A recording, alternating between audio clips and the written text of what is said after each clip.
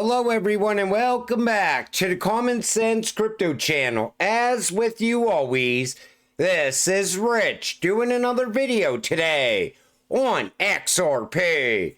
So I hope you're all having a wonderful day today wherever you are in this great world. We're gonna talk about XRP. And I gotta start with this from Cyprus. Time to wake up. What it all means. This isn't just about crypto. It's about the new internet of value. These documents show that the US and UK are racing to modernize money. Stablecoins are becoming critical financial infrastructure.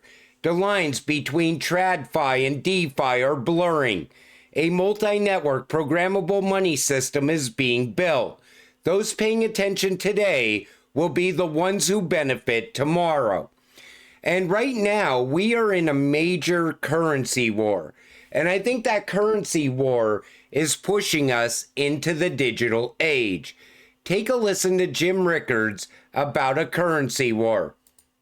The world is not always in a currency war, but when we are, they can last a very long time. What I describe as Currency War I lasted from 1921 to 1936.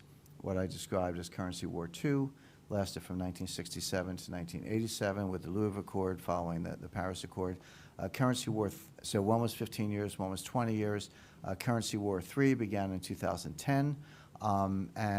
If you go out 15 years, we're looking at 2025 to 2030. The reason currency wars last so long, they have no logical conclusion. They have no logical conclusion. The only way a currency war ends is either the system collapses or you reform the system. You can reform the system as we did at Bretton Woods, or as we did at the Smithsonian Agreement, the Plaza Accord, and the Louisville Accord in the 80s, or you can let the system collapse, as happened in 1914, 1939. So those are your two. So do you think they're going to let this system collapse, or do you think it's going to be an easy transition from the current system into a new system?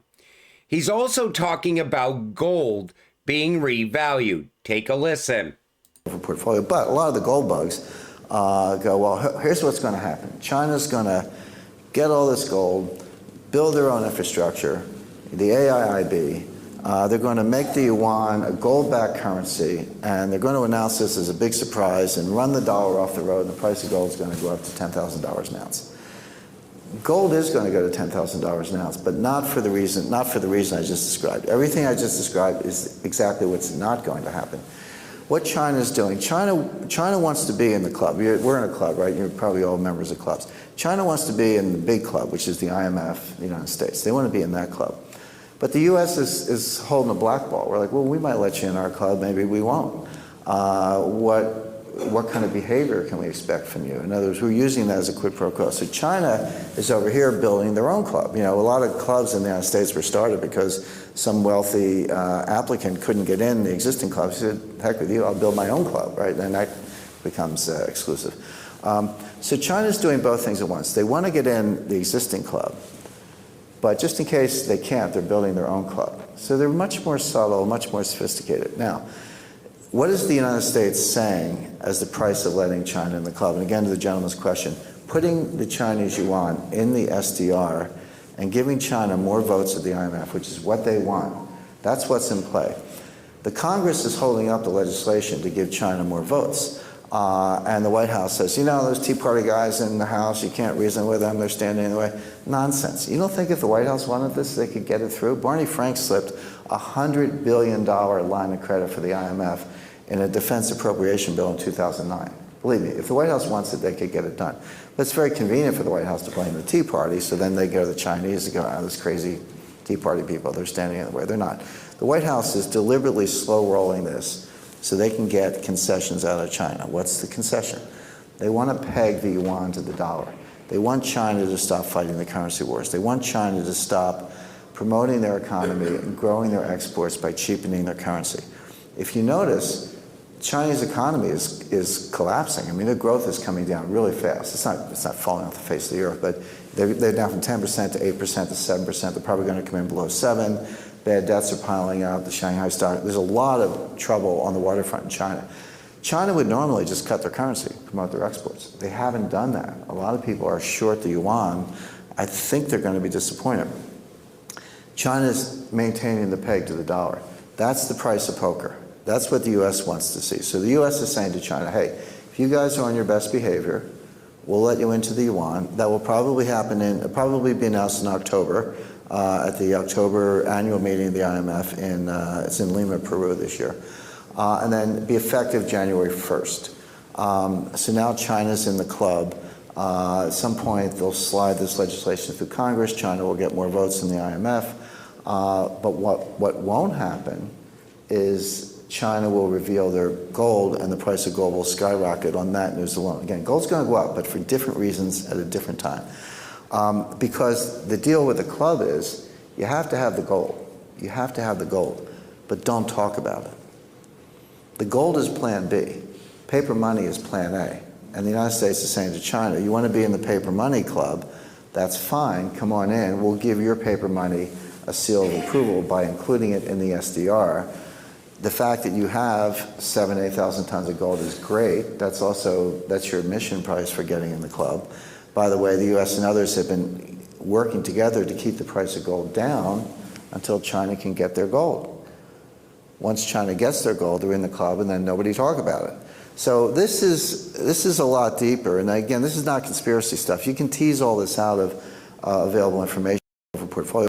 And the reason I wanted to play that whole clip is because it's telling you the plan that's happening behind the scenes. What we're seeing is the announcements that we're in an AI war with China. We're in a currency war with China. We need to have a gold-backed dollar right now to compete with China. But what's really going on is one big movie playing out. But I think that the US and China are working together to push us into a new financial system. While they're creating all this chaos and saying we're in all these wars, they're pushing into the new financial system at the same time. This comes from Mr. Man, ICE-9. I talked about it other times in previous videos. So the markets had frozen twice before. We've been warned about a 10-day period of darkness. There's a potential this could happen again during this currency devaluation.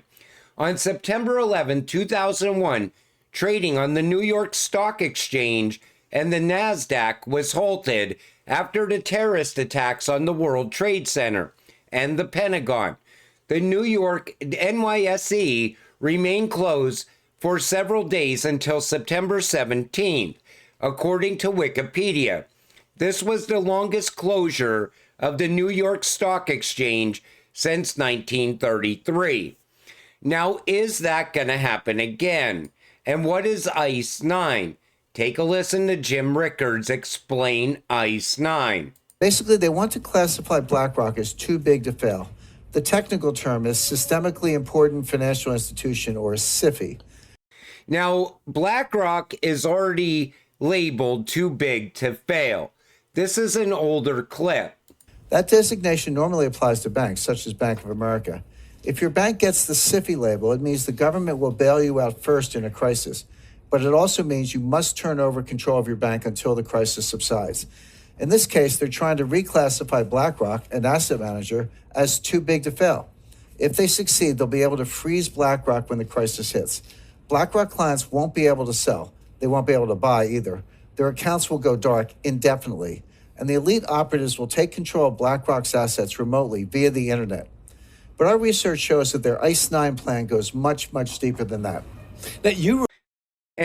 So do you think we're going to have an ICE-9 event that leads us into the new financial system? I always said BlackRock is just a shell company set up by the elites. So you have BlackRock, which came out in 1988, the same year that David Schwartz had the patent for blockchain. And I don't think that happened by coincidence. So say the elites set up BlackRock as a shell company. They have BlackRock acquire all these assets. You know, everything's pouring into BlackRock. What is it now? Over $10 trillion. So now they freeze it, and then the elites just come in and take all these assets for themselves. Then the lights come back on, and the rise of the new financial system happens. That's where I think this would lead to.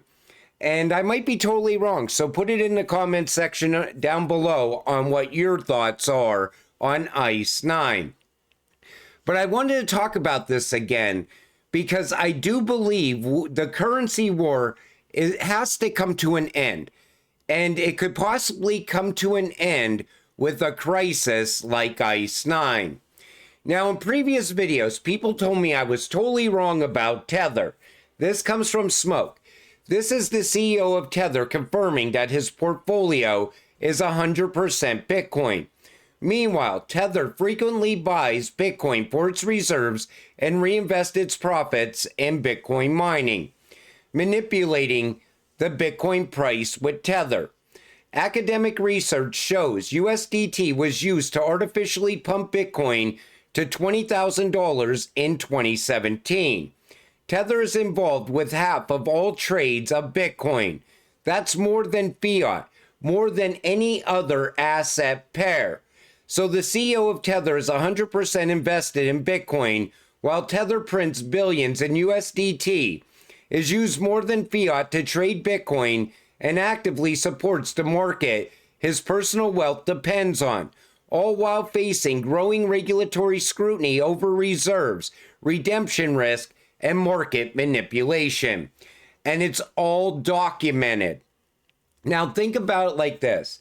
You always hear Jack Mallers say, why should anyone work for something that they can print out of thin air? Well, why would you buy a cryptocurrency that Tether can buy made out of Tether that's printed out of thin air? They're not using actual value to buy this Bitcoin. They're just minting more Tether, USDT. Tether and the Fed the Bitcoin bubble. Tether's increase in volume would result from an artificial increase in supply. Bitcoin and Tether equals price manipulation. And this is all documented for years. And this has been going on for so long that the price of Bitcoin sitting at $80-some thousand, 87% of that is fake Tether value. It's propped up by nothing. That's why when a big bag holder sells, the price plummets down. It's like meme coins. You know, there's meme coins out there that you can buy and they'll go up to astronomical price points. You will be a multimillionaire. But good luck on cashing out because there's no liquidity in the actual meme coin. That's why I always said Bitcoin is just one massive meme coin.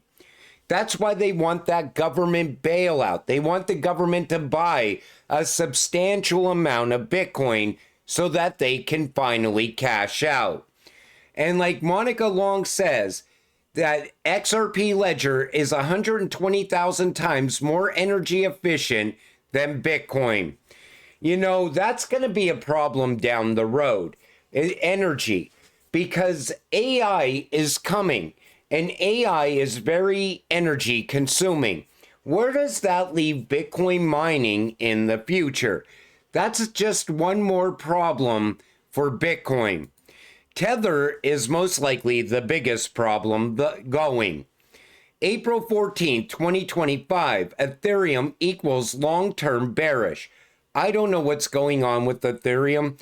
It cannot get any momentum going, but I think I know why. I'm going to explain it after I show you this article. Veteran trader Peter Brandt slams Ethereum, brands it worthless junk. So he's saying that Ethereum is just worthless junk at this point. But it was often considered the king of smart contracts. But what's going on right now? We have all these EVM side chains now. We have smart contracts coming to a lot of these networks as well.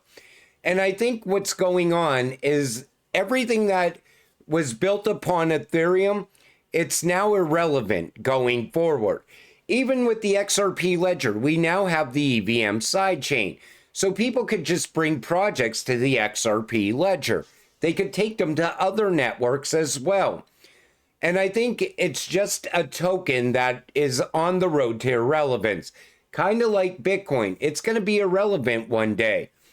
But I'm now thinking XRP is soon going to be the number 2 cryptocurrency. And you're not too late yet. Yet is the key word here. This also comes from Smoke.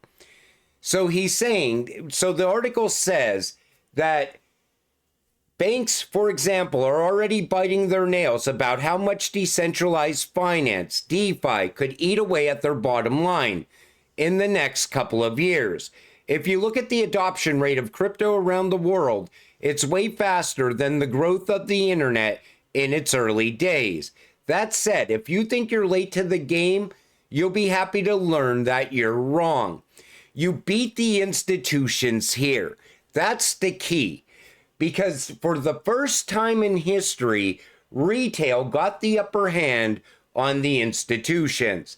The institutions, when they get here, these cryptocurrencies, they're going to take off like never before. But you still have a little bit of time to continue stacking XRP. But once time is up, that's it. A lot of people are going to be priced out of XRP, most likely over the next 12 to 24 months, with institutional adoption. It could happen even sooner. Regulations are going to play a very important role in the price of XRP as well, because regulations will lead to institutional adoption, which will lead to mass adoption. So once XRP breaks out, everybody always says it's coming right back down. Right after alt season ends, XRP is going to plummet 70, 80%. I don't think so. I think previous cycles that happened, but this time it's a lot different. We're way too close to institutional adoption now. We're way too close to regulations now. We're even too close to ISO now. Things are different this time around. Look at all the ETF filings. That shows you demand for XRP. Don't sell your XRP too soon either. You know, if you see a major run-up happen and you sell off, only to see the price not come back down the way everybody's saying it's going to, what do you think is going to happen? You're going to be buying back in at a much higher price point. That's what's going to happen. The chance you got was a once-in-a-lifetime chance. Make sure you capitalize on it. But until it happens, stay patient, stay positive, and let's get rich together. With that said, I'm going to wrap up this video. I want to thank you all for watching. I appreciate all of you. I'll see you in the next one. Have a great night.